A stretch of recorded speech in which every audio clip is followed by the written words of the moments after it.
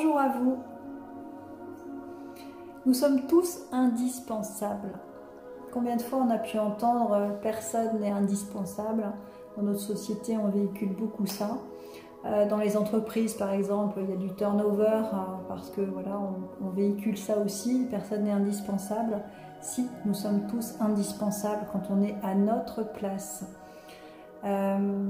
Notre place, c'est faire ce qui nous rend heureux, c'est faire ce que Dieu attend de nous, c'est faire ce pourquoi on s'est incarné.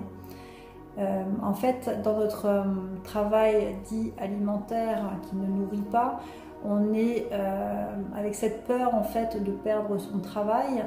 On est dans la comparaison avec les autres, hein, c'est le système qui nous a amené justement à fonctionner de cette manière-là. On se compare les uns aux autres depuis qu'on est tout petit finalement, avec ces histoires de notes, de classes dans les systèmes scolaires, alors qu'en fait on est tous indispensables parce qu'on est tous uniques.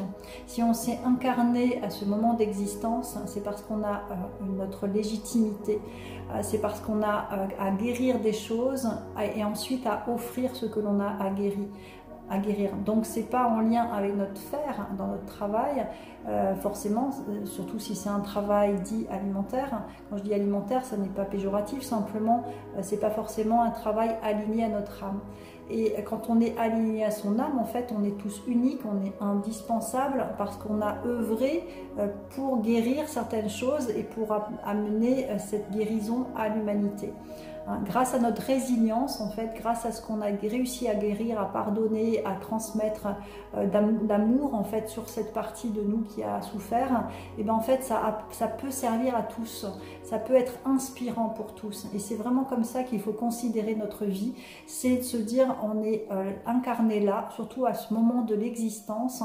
Donc ça, on a forcément quelque chose à amener pour la guérison de cette humanité en détresse actuellement, parce qu'effectivement on est tous co-créateurs de ce bordel qu'on voit dans notre vie actuellement.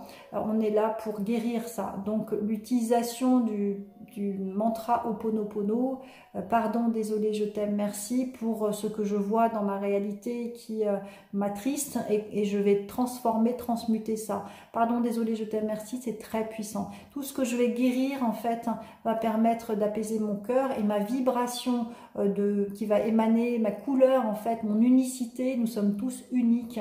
Alors de dire qu'il y avait des gens indispensables, c'est pas possible. C'est comme si on n'honorait pas notre part divine, qu'on la reconnaissait pas. Effectivement, la plupart du temps, on la reconnaît pas, puisqu'on s'identifie, on se met des étiquettes sur le front. Ben, moi, je suis dans ce cadre-là, ce métier-là, alors qu'en fait, on est bien plus que ce que l'on croit. Donc, quand on déploie notre part divine.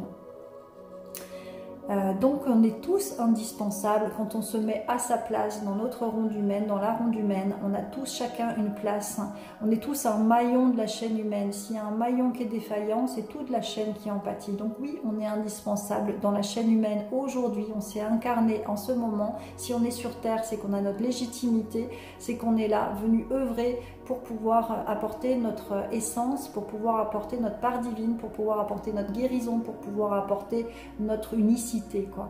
Hein, donc révélez cette unicité là, sentez-vous indispensable, et c'est pas une question d'ego, hein, c'est simplement indispensable du point de vue de votre part divine. Elle est essentielle, elle est utile pour justement ce qu'on est en train de vivre actuellement, pour l'élévation de l'humanité. Donc qu'est-ce que, quand vous êtes dans votre meilleure version, vous pouvez apporter au monde d'unique? Posez-vous la question et je suis sûre que vous trouverez la réponse. Bien à vous.